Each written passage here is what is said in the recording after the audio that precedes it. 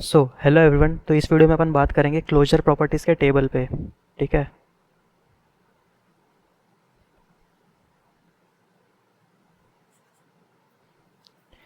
बस ये टेबल कर लो और आपके 2 नंबर तो फिक्स हो जाएंगे गेट एग्ज़ाम में। तो टेबल की ओर बढ़ते हैं। इसके लिए आपको एक न्यूमोनिक याद करना पड़ेगा। यूक्री, छी, एचएसएस, इनफाइनाइट, यूआईडी, सीआईडी से याद रखना। एचएसएस आपको सब्जेक्ट था शायद, छी, और ये यूक्रेन से याद रखो। फिर पी क्यू और सी एम एम एच, ये 3-4 बार खुद से लिख के ट्राई कर लो, याद हो जाएगा। यू का मतलब union, concatenation, Kleene closure, reversal, intersection. फिर सी मतलब क्या था? Complement, inverse homomorphism, homomorphism, substitution, subset, infinite union, infinite intersection, infinite difference. फिर ये प्रीफिक्स, ये क्या था? Quotient, cycle, minimum, maximum and half, min max half. ठीक है, ये मिन मैक्स हीप मत याद रखना, मिन max half. Okay.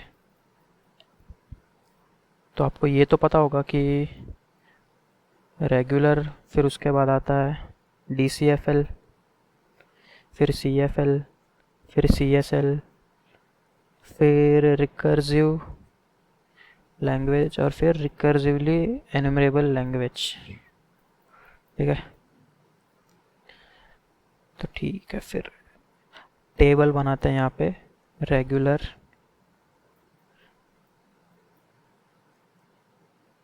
D C F L, C F L, D C F L, C F L, C S L,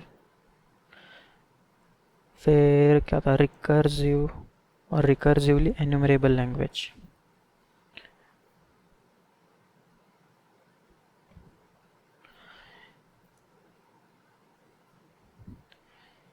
यहाँ से अपन वो शुरू करेंगे अपना यूक्रेन वगैरह वाला। यूनियन, छोटा कर लेता हूँ 1 second.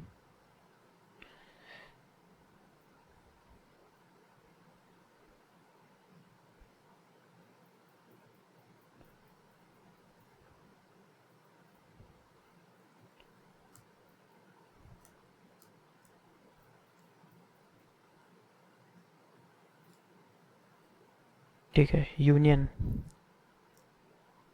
Concatenation, Kleene closure, Kleene closure, फिर होता है, फिर हो गया अपना reversal, intersection,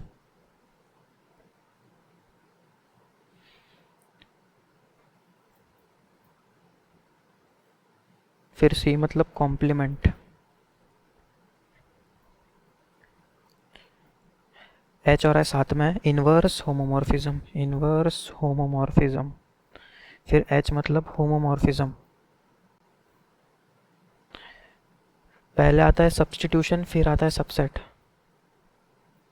substitution then subset, फिर इनफाइनाइट यूनियन, इंटरसेक्शन और difference. Infinite union, infinite intersection, infinite difference. फिर क्या था? P Q, P Q, prefix,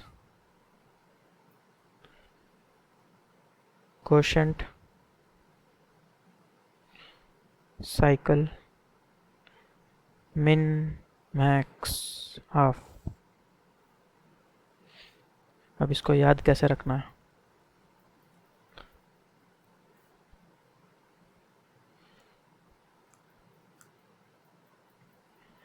ये जो सबसेट से लेके ये जो 4 चीज़ें है, ये सब में क्रॉस होगा।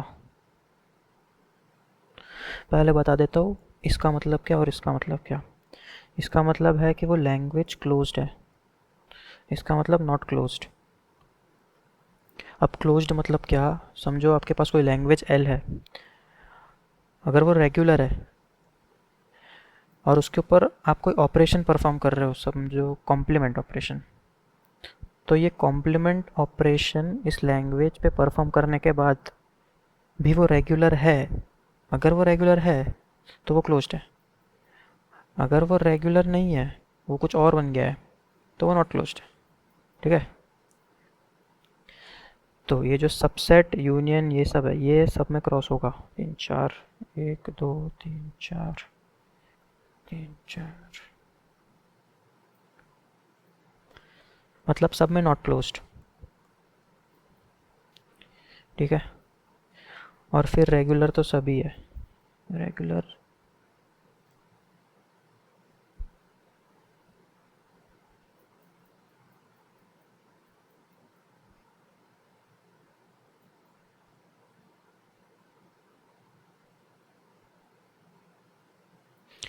ये जो प्रीफिक्स है वो सब में क्लोज्ड होगा। ठीक है।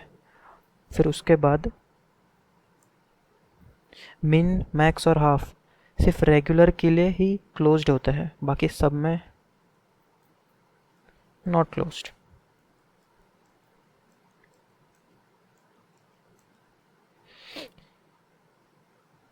फिर ये जो दो बचे हैं, यहाँ पे क्या होगा, यहाँ पे होगा क्रॉस क्रॉस,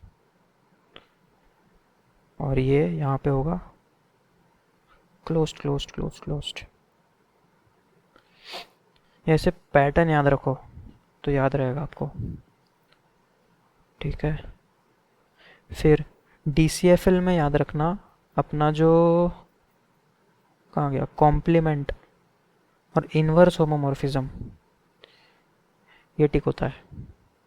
ठीक है। और जस्ट कॉम्प्लीमेंट के साइड में यहाँ पे एक डॉट बनाओ और उसके ऊपर एक डॉट बनाओ, मतलब कुछ ऐसा बनना चाहिए। ठीक है।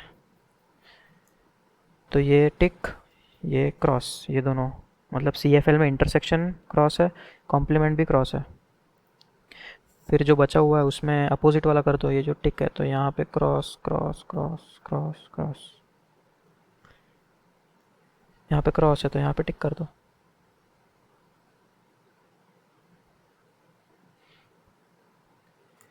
फिर यहाँ से देखो, यहाँ पे आपको एक ऐसा पैटर्न बनाना है, ऐसा वाला, ऐसा, और बचे हुए टिक कर दो।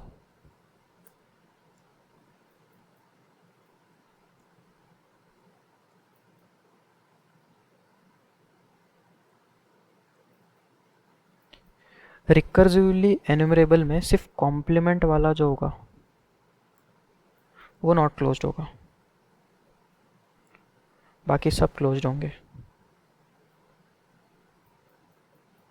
ये 3-4 बार ड्रॉ करो, ऑटोमेटिक लर्न हो जाएगा। पैटर्न कौन से याद रखना है।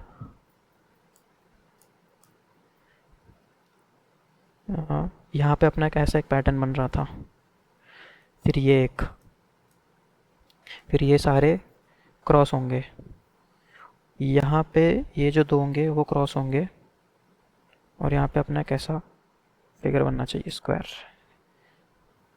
ठीक है। 3/4 का, बस इतना ही है।